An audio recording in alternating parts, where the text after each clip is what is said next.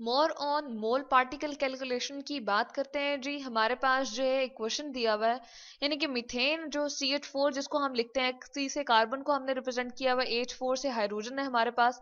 ठीक है, इसका फॉर्मूला है जी ये।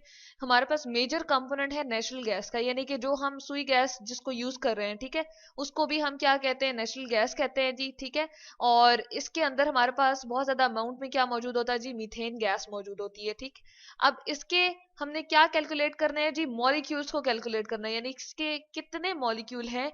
0.5 moles of pure cylinder of methane अगर हमारे पास मौजूद हो, जिसमें 0.5 मोल्स का तो हमें पता है, यानी कि गिवन हमें क्वांटिटी क्या है, मोल्स ऑफ मीथेन हमें बता दी गई है। ठीक है, तो हम लिख सकते हैं यहाँ पर कि हमें मीथेन के मोल्स के बारे में तो इन्होंने इंफॉर्मेशन दे दी है, लेकिन अब इसके अंदर कितने मॉलिक्यूल्स हैं, ठीक है, वो हमें नहीं मालूम। तो हम लिख देते हैं जी यहाँ पर नंबर ऑफ मॉलिक्यूल्स, उसके लिए हम लिख देते हैं नंबर।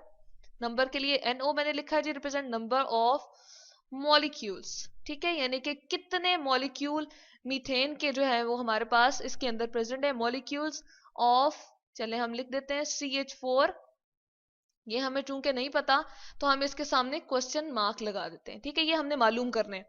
अब इसके लिए हमारे पास एक जो है फॉर्मूला है जी, वो क्या है, हम लेते हैं नंबर ऑफ मोल्स ऑफ, जो हम मालूम, sorry, number of molecules of methane gas जो हम फाइंड करना चाह रहे हैं जी, उसको हम ले आते हैं जी यहाँ पर।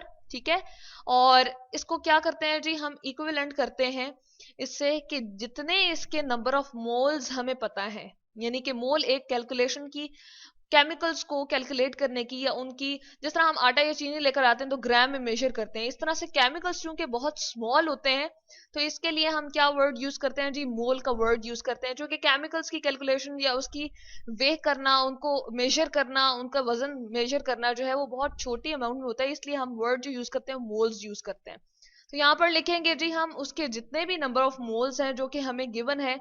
नंबर के लिए अगेन NO मैंने रिप्रेजेंट किया जी, नंबर ऑफ, यहाँ पर हम लिख देते हैं नंबर ऑफ मोल्स इनटू, हम क्या करते हैं इसके साथ मल्टीप्लाई कर दें जी, क्या, एवोगैड्रोस नंबर। एवोगैड्रोस नंबर के लिए मैंने यहाँ पर लिखा जी Na, A4, ये जो मैं सबस्क्रिप्ट में राइट साइड पे लिखा जी एवोगैड्रो, और N का मतलब नंबर। एवोगैड्रोस नंबर हमें जैसे कि कैलकुलेशन से पता है 6 पॉइंट, जो हमें दिया गया है कांस्टेंट वैल्यू है 6.02 इंटू 10⁻23। तो यहाँ पर हम लिख देते हैं जी, हमारे पास कैलकुलेशन में क्या आता है, नंबर ऑफ मोल्स, जैसे कि हमें गिवन है कितना है जी, 0.5 हमें मीथेन के नंबर ऑफ मोल्स गिवन है।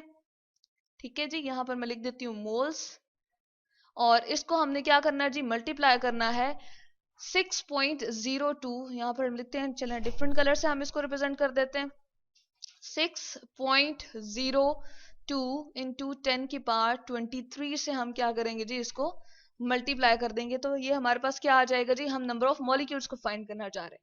इसको ऐसा करते हैं कि हम कैलकुलेट कर लेते हैं जी। जब हम इसको कैलकुलेट करेंगे तो मैं फर्स्ट वाली ये इसको फाइंड कर रही हूँ, मल्टीप्लाई कर देती हूँ 0.5 इंटू, हमारे पास क्या है जी, 6.022, चले हम इसको कर लेते हैं, और ये हमारे पास आंसर आता है 3.011। तो यहां पर हम लिखते हैं जी 3.011। ये जो 10 की पावर है इसको हम एज इट इज लिखते हैं जी।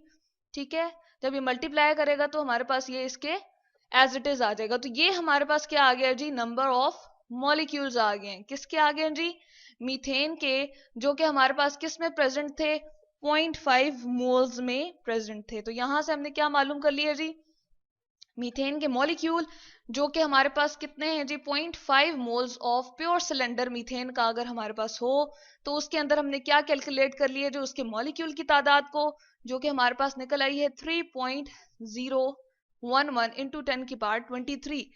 यानी कि अगर हम जर्नल एग्जाम्पल लें, हमारे पास क्या होता है, एक कोई भी हमारे पास अगर ऐसा हो कि एक मोल के अंदर, मैं साइड पे लिख देती हूँ जी यहाँ पर, जर्नल हमारे पास ये है जी, अगर हमारे पास एक मोल हो, ठीक है, यहाँ पर हम लिखते हैं जी थोड़ा सा इसको चेंज करके, 1 मोल जो है, या इसको लिख देते हैं इन 1 मोल। ठीक है, एक मोल के अंदर 1 मोल, इन 1 मोल हमारे पास जो मॉलिक्यूल्स आप कह सकते हैं, या एटम्स भी कह सकते हैं, या पार्टिकल भी हम कह सकते हैं, वो कितने होते हैं जी, 22 इंटू 10 पावर, यहां पर हम लिखते हैं 10 की पावर हमारे पास क्या आ जाता है 23।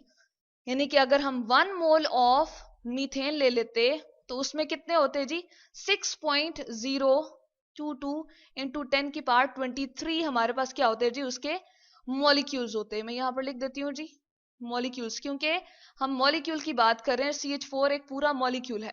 लेकिन हमने क्या कैलकुलेट करना था, हमने कैलकुलेट करना था 0.5 के अंदर।